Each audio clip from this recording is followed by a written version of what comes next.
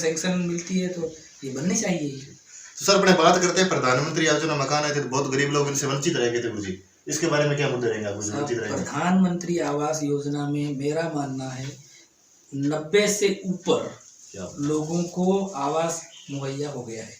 अब कुछ लोग किसी वजह से या तो सर्वे के वक्त वो उस परिवार में शामिल थे और बाद में अलग हो गए, वो लोग मांग कर रहे हैं। बाकी प्रधानमंत्री आवास योजना का तो बहुत बढ़िया सरकार ने काम किया है। और शौचालय का सर? शौचालय का भी बहुत अच्छा किया। कहीं न कहीं उसकी जो जितने प्रधानमंत्री आवास योजना का जो लक्ष्य लोगों ने पूरा किया उसके मुकाबले में शौचालय कहीं थोड़ा पिछड़ा है। तो गुरुजी अपने बात करते हैं यहाँ पे अपने ग्राम पंचायत के अंदर चिकित्सालय की व्यवस्था है, कोई डॉक्टर वगैरह की? चिकित्सालय हमारे यहाँ पर रामगढ़ में जो है और वो खंडवानी के उस बॉर्डर पे ही है और वो पीपी मोड पे उसको दे रखा है। अच्छा। तो यहाँ पर थोड़ा सा लोग उनके ऊपर भरोसा नहीं करते क्योंकि ये तो ऐसे ठेके वाले हैं डॉक्टर, इस तरह तो जो भी है तो उसमें कुछ बढ़ जाते हैं। तो गुरुजी यहाँ पे गौशाला की व्यवस्था है क्या? हमारा पशु आपको पता बहुत ज्यादा फिर रहे हैं और भयानक एक्सीडेंट हो रहे हैं, अपराध बढ़ रहा है, इसके बारे में बताइए। गौशाला के बारे में? गौशाला तो होना चाहिए पर एक भी गौशाला नहीं। कुशलगढ़ क्या, मुझे तो बांसवाड़ा भी नजर नहीं आ रही। अच्छा, तो आप क्या अपील करना चाहते हो सरकार से? आज आपको पूरा राजस्थान सर लाइव देख रहा है।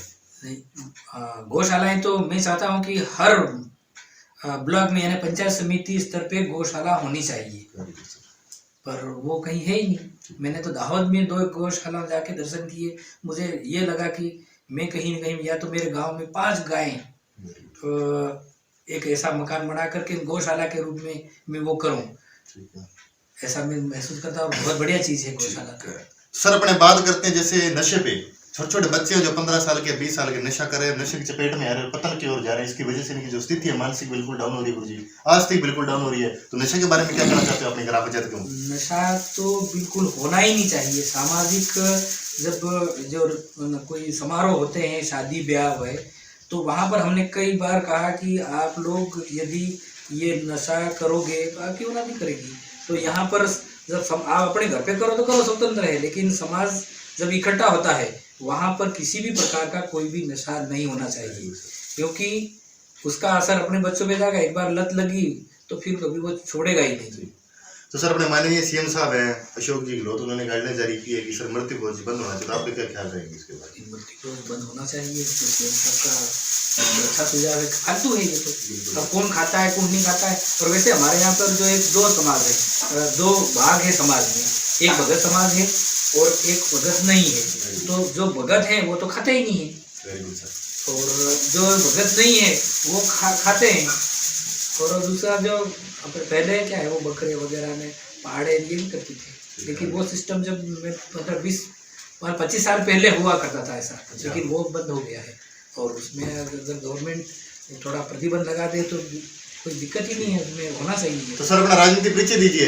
राजनीति परिचय, सरपंच कब से बने हो, कितने साल हो गए आपको राजनीति पर सेवा करते जनता को? 5 साल पहले बच्ची जो थी, और अभी साल भर ये हुआ है। तो सर अपने बात करते हैं कोरोना महामारी चल रही है, उसकी वजह से जो पूरा वर्ल्ड है जो ग्रस्त हो चुका है, चपेट में आ चुका है, बहुत लोगों की हालत खराब है, तो आप अपनी जनता को क्या संबोधित करना चाहते हो? लोगों से हम कह रहे हैं कि भाई आप लोग अभी जो वैक्सीन का जो टीका लग रहा है सभी जाएं। कोई भी व्यक्ति जो 45 से ऊपर वाला वंचित न रहे। हम तो ये कमेंट भी करते हैं कि यदि लोगों को है ना, अगर ये नहीं हुआ, पहले जैसी स्थिति आ जाएगी तब क्या करोगे। और कुछ लोग उनको भड़काते हैं कि टीका लगने के बाद 3 महीने बाद मर जाएंगे। फिर हमने उनको कहा भाई 90% लोग अस्पतालों में पैसा दे करके मरते हैं, बहुत बड़ी फीस देते हैं। सही है। और वो मरे हुए फिर यहाँ लाके जलाते हैं, और जिसके पास पैसा नहीं है वो लोग 10 या 15% लोग हैं, वो ही घर पे मरते हैं। तो फिर वहाँ पैसा आप क्यों खर्च करते हैं? तो आप लोग यहाँ पर टीके लगवाएं, और ऐसे दवाई करने वाले जो हैं वो किसी को मारेंगे क्या? और वहाँ मरते हैं जो लोग, उसको आपने कब किसी डॉक्टर को पूछा क्या कि हमने तो 5 लाख रुपए खर्च किए, इसके बाद भी ये व्यक्ति ठीक नहीं हुआ और मर गया? किसी ने बोला कि नहीं ऐसा नहीं। फिर ऐसी भ्रामक स्थितियाँ जो यहाँ पर जो प्रचार क्यों कर रहे हो आप लोग? ये भी लोग जो है ना जाते हैं उनके साथ झगड़ा करते। अपने बात करते हैं आपके यहाँ पे कोरोना पॉजिटिव केस आए थे? यहाँ पे कोरोना के पॉजिटिव केस आए थे? यहाँ तो बाहर कोई से नहीं लोग आया, आए? हमारे यहाँ तो नहीं आया। अच्छा, कुछ नहीं है, बचाव है। हाँ, ऐसा कुछ भी नहीं हुआ। ठीक है।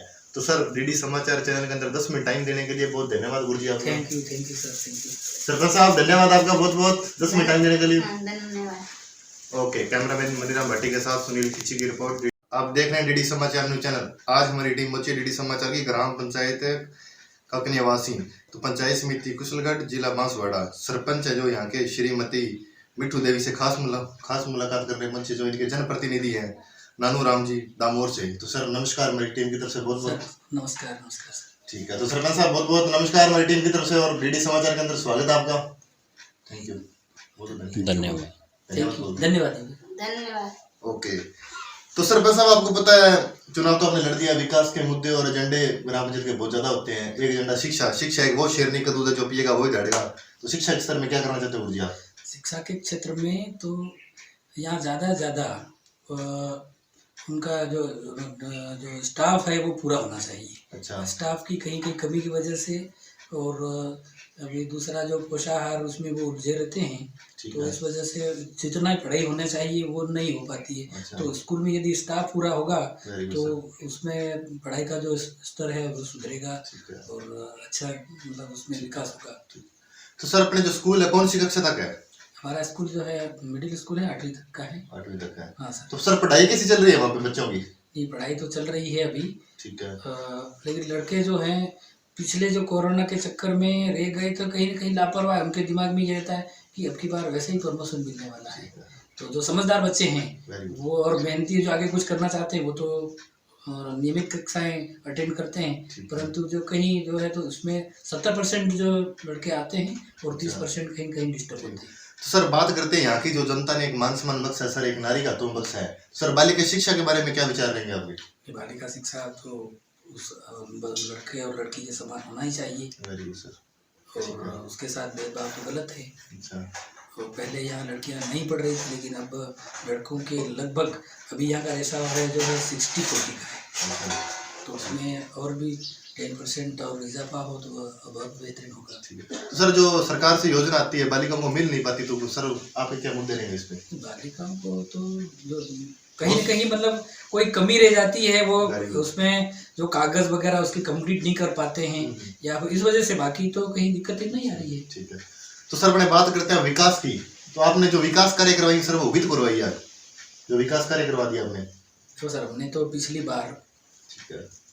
हमारी बच्ची सरपंच थी तो लगभग 200 तो मैंने सेक्शन करवाए, 215 हुए, उसमें से 190 के करीब सब कंप्लीट हैं और उनमें पानी भी है, लोगों ने खेती भी की है। और जहाँ तक मेरा मानना है केवल काकनवानी गाँव को छोड़ करके बाकी 5 गाँवों में 10% जो गेहूं की जो पैदावार होती थी, आज उसके मुकाबले में 80% उस पैदावार हो रही है।